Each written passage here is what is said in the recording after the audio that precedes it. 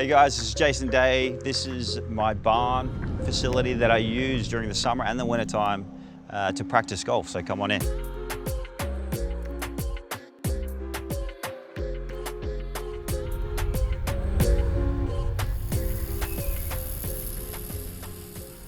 So we're inside, standing on my virtual green here, and we're moving across to the gym, and this is something that I use pretty much every day. Now, granted, I don't work out as hard as I used to just because I've had some injuries in the past, and now my training is definitely a lot different. But you know, this is kind of where I do all my stretching before I go out to the golf course. And then kind of moving along here, we're standing on virtual green, which is something that I utilize actually quite a lot in the wintertime. All I have to do is just come over and press the button and you'll see the slope change. Right now, this is currently on 100% intensity on the slope to left to right. So this side is higher. I'm going to that middle location there. So if I'm putting, you'll see it break significantly to the right there. So you'll start to see this break off quite significant to the other side. If you're struggling with right to lefters and you're missing them low, there's something that you can kind of come in here and just hit some putts, and especially when it's raining or if the wind here in Ohio gets cold, you can come in here and just work on your putting while you know, staying sharp. So as I walk across the virtual green, I have a full swing simulator. This is if I want to do sim work, but most of the time I come in here and watch TV and hit balls into it. Okay, so as I come across to the trophy cabinet, it's a kind of unique because obviously we've got some really important ones. You got the Bay Hill win. This is my first win on the Nationwide, which is a Corn Ferry Tour now. We have the PGA, the players down the end there. So we got a couple of match plays. This is pretty unique. The Mark McCormick Award, which is an award that goes to the individual that holds #1 in the world for the longest for that year. And then, you know, I've got some pretty unique things like the Farmers Insurance, this Open, and then this one was my first win, which was the Byron Nelson. This is probably the most important thing in the trophy cabinet is this 3-wood. This is the club that got me into golf. This is the club that my dad found at a rubbish tip and brought it home to me when I was 3 years old. So we're in the front yard of my house, and typically once I'm done playing golf, the family is usually somewhere around here. This is somewhere where we have, you know, a lot of the family time is right here. We play soccer along here. We do any activities we have right here. But yeah, it's nice to be able to come back after like a hard day work or of practice, or you know, I'm finished the tournament, I'm coming in on Sunday, and then the family's out here playing, and it's just easy for me to get out of the car and where everything's here. You know, the kids are out on the green over here practicing, or over that green. You know, you can kind of take a full view of everyone, where everyone is. I got 5 kids, it's very busy. So it's nice to be able to have a yard where it's like there's shade, it's green, it's nice and flat, it's manicured really nice, and you know, I can watch all the kids.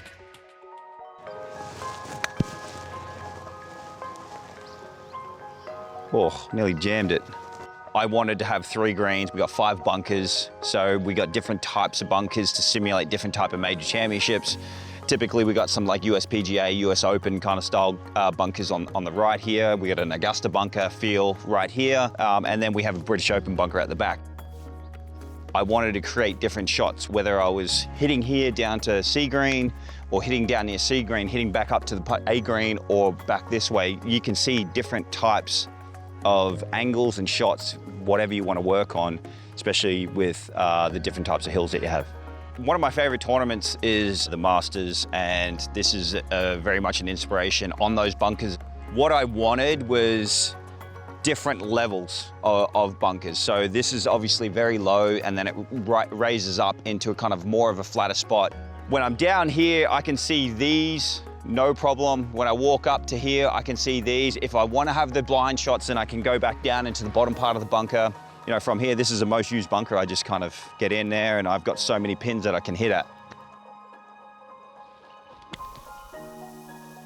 One thing that I'm working on right now is making sure that I release the club head down and under the ball a lot more. So it's almost like essentially what you want to do is get enough weight forward where you can kind of feel this leg start to like tense up. And for me, all I really try and do is when I'm back here, I'm gonna exaggerate it, but I feel like I'm throwing the club. And then from there, just nice acceleration up through the ball or the hitting zone. There you go. So essentially what I'm always trying to work on, be more aggressive through here, get it coming out softer, so that way I can get to tight pins like there, or if I want to hit it longer, I just don't open the face as much. We're standing on sea green. This is more of a wedge green. We have this big kind of ridge that runs through it from the lower to the upper level. An Australian type bunker there, but also a British Open bunker as well. They laid this revetted edge to simulate a British Open bunker in Ohio, which is, funny enough, you don't get a lot of that in Ohio. But this sand is beach sand, dune sand. It simulates what you get over at the Open Championship, a very fine sand that is really easy to get your wedge through the sand. Yeah, this is a pretty difficult shot, actually. I'm looking at it, and there's obviously the edge is really close. Just keep the speed up and hit it as hard as you can. Open that face up, make sure that you get a little bit left. I mean, that is a very, very high edge looking at it. It's almost as tall as me right now. So just like that. Yeah, easy. As we come onto the green, these are bent greens. Up in Ohio, we can't have too many different types of grasses up here. Looking at this putt right now, it's a left to right putt. An easy way to tell, if it was raining, where would the water kind of run off? So right now, I know that the low point's over here, high point's over there. Speed is the most important thing in putting. You got the speed, reading the putt, and being able to start it on line. They're the three most important, but speed's the most important. I'm kind of reading, I'm trying to tell myself a story. As I'm coming into the ball, I kind of track my eyes along the line, and then putt.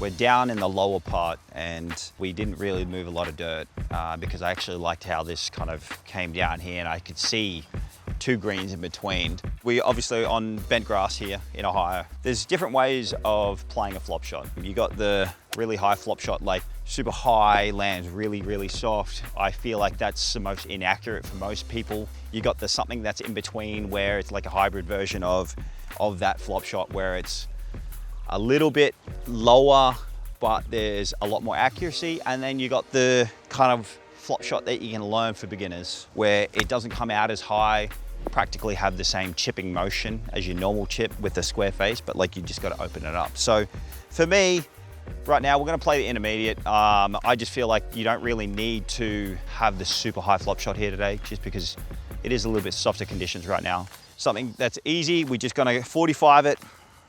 We're going to make sure we have a little bit more weight, not as much in the bunker as what we had before, but a little bit weight forward. We're going to take a couple of practice swings, making sure that we're trying to visualize the shot that we have. For the most part, you're going to want to try and hit it a little bit harder than what you think. So from there, you're just kind of taking a hybrid half between a full swing and a chip shot. Take your practice swings, and then we'll hit a shot in. So 45, a little bit of weight forward. And then we're gonna hit it, and it's gonna spin. I wish you got that shot on camera, because that was really nice. You got it here, but the ball was really nice. So this is a Kentucky bluegrass. This is kind of typical grass that you see up in the Midwest. The further south you go, obviously you get the Bermuda rough, and that I think personally is the most difficult rough to hit out. It doesn't have to be long, it can be 1.5 to 2 inches, and Bermuda rough is so hard. But this stuff is more predictable. This one, kind of similar to our flop shot. I'm not gonna really play it too difficult. It's sitting on top of the grass, so you kind of have to brush the grass or the level of the grass. You either for me personally, I feel like I'm hitting up on this is where, I don't really recommend a lot of people hitting up on it, but this is one thing that you can actually do in the rough, because it's if I put my club behind the ball, it's so much lower than where the ball is that I'm going to have to feel like I hit up on it just to make sure that I hit center face. So I'm gonna hit up on it.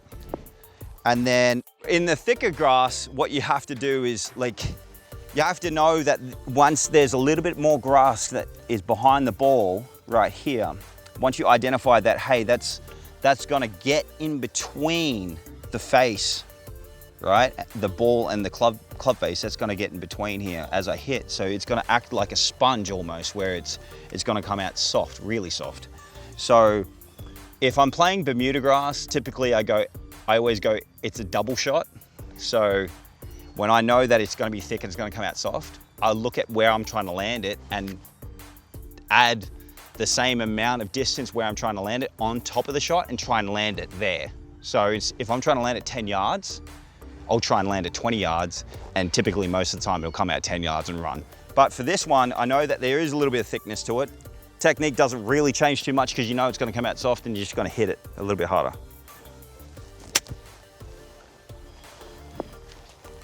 Just like that.